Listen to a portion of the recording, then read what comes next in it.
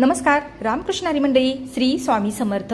आता बघा दिवाळीला सुरुवात होत आहे, तर आपण धनत्रयोदशी या दिवशी आपण कशी साजरी करावी, पूजा मांडणी कशी करावी हे आपण आजच्या व्हिडिओमध्ये थोडक्यात जाणून घेऊया.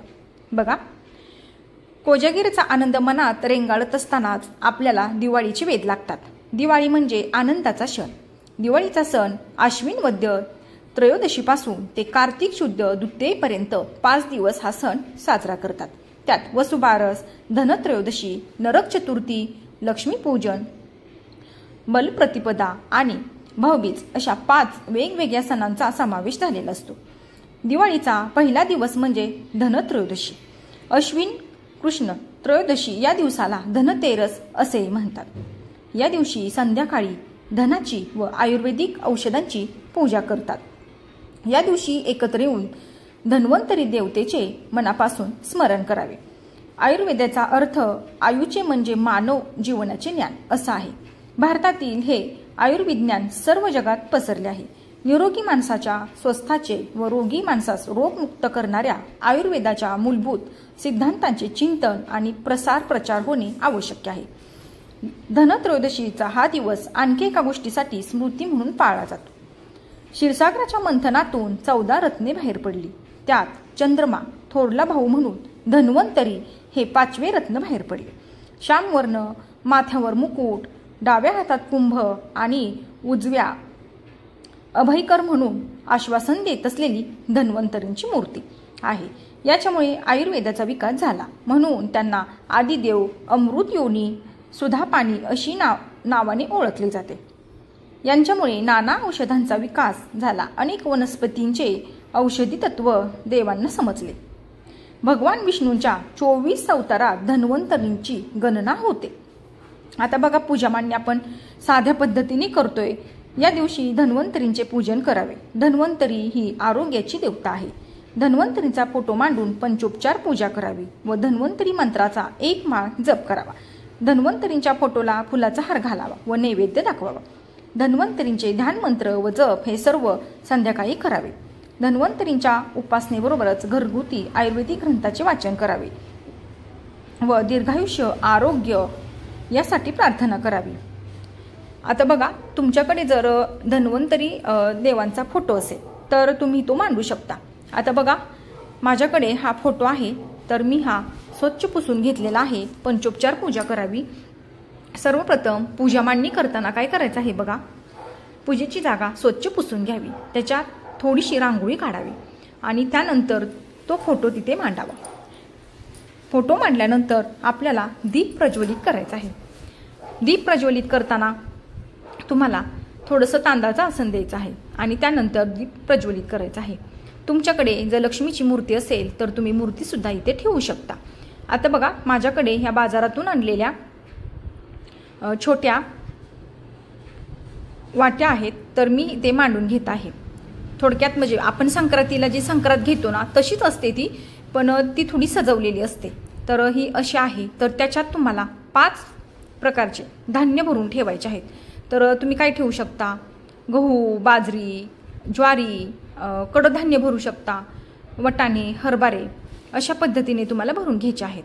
आता बघा, तुमच्याकडे लक्ष्मी मातेची मूर्ती असेल तर मूर्तीसुद्धा तुम्हाला ठेवून घ्यायची आहे. शंख असेल तर शंख ठेवा. त्याचबरोबर लक्ष्मी मातेसमोर आपल्याला माळ ठेवायची आहे. बघा, कवड्यासुद्धा लक्ष्मी मातेला अतिशय प्रिय आहेत, त्यामुळे इथे सुद्धा आपल्याला कवड्या मांडून घ्यायच्या आहेत. आता बघा, तुमच्याकडे जर धन्वंतरी देवांचा फोटो नसेल तर तुम्ही श्रीमद भागवत पारायण हे पुस्तक असतं आपल्याकडे केंद्रात मिळतं बघा, ते सुद्धा आपल्याला घ्यायचं आहे आणि तिथे ठेवायचं आहे. असा फोटो एकदा घेऊन ठेवला ना, मग बघा तुम्हाला प्रत्येक वर्षी म्हणजे दिवाळीच्या प्रत्येक सणाला तुम्हाला पूजा मांडणीसाठी आपण याचा वापर करू शकतो. तर मी सुद्धा हा फोटो घेतलेला आहे आणि आपण देवघरात ठेवत नाही, पण सणाला आपण हा फोटो खाली घेऊन ह्याची पूजा पंचोपचार पद्धतीने पूजा करू शकता. आता बघा, आपल्याला इथे धनेसुद्धा घ्यायचे आहेत, त्याचबरोबर गूळ घ्यायचा आहे आणि अशी पूजा मांडणी आपल्याला करायची आहे. आता पूजा मांडणी करताना बघा, पूजा तुम्ही कधी करू शकता तर बघा, पूजा तुम्हाला सकाळी केली तरी चालेल किंवा जर तुम्ही बाहेर असताल, तुम्हाला पूजा मांडणी सकाळी करणे जमली नसेल, तर तुम्ही संध्याकाळी केली तरीसुद्धा चालेल. म्हणजे बघा, दिवे लागण्याच्या वेळेला जरी पूजा केली तरीसुद्धा चालेल. तुमच्याकडे जी कोणती फुले आहेत ती फुले तुम्हाला अर्पण करून घ्यायची आहेत आणि अशा साध्या पद्धतीने तुम्हाला पूजा मांडणी करायची आहे. पूजा मांडणी केल्यानंतरनं तुम्हाला काय करायचं आहे बघा, मंत्र आहे धन्वंतरी देवांचा. तो मंत्र तुम्हाला 108 वेळा तो म्हणायचा आहे. धन्वंतरी ही देवता जी आहे ना, ती बघा आयुर्वेदात फार महत्त्व आहे की आपण औषधे गोळ्या जी घेतो ती आयुर्वेद, तर त्याचासुद्धा आपल्या शरीरावर खूप मोठा परिणाम होत असतो आणि आपण आजारी पडू नये म्हणून सुद्धा आपण प्रार्थना करत असतो. खूप साध्या सोप्या पद्धतीने तुम्ही अशा प्रकारे पूजा मांडणी करू शकता. आता दीप प्रज्वलित केल्यानंतर इथे बघा तुम्हाला अगरबत्तीसुद्धा लावून घ्यायची आहे. अगरबत्ती ओवाळून घ्यायची आहे. धन्वंतरी देवांना प्रार्थना करायची आहे की माझ्या घरात सुख शांती समृद्धी चिरकाल टिकू द्या. त्याचबरोबर तुम्ही जो कोणता स्वयंपाक बनवला आहे नैवेद्यासाठी तो सुद्धा तुम्ही इथे अर्पण करू शकता. आता बघा, स्वयंपाक जो बनवतो आपण त्यात तुम्हाला कांदा लसूण वर्ज्य करायचा आहे. मग तुम्ही नैवेद्यात तुम्हाला बघा आता इथं गूळ ठेवलेला आहे, त्याचबरोबर धन्यांची सुद्धा पूजा करून घेतलेली आहे.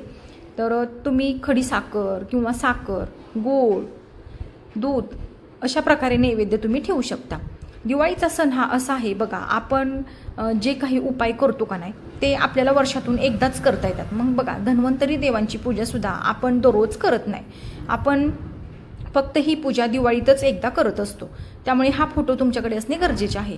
लक्ष्मीची मूर्ती नसेल तर ती सुद्धा घ्या आणि मूर्ती घेताना तुम्हाला एक काळजी घ्यायची आहे की मूर्ती ती बसलेल्या स्थितीत असावी, उभी नसावी.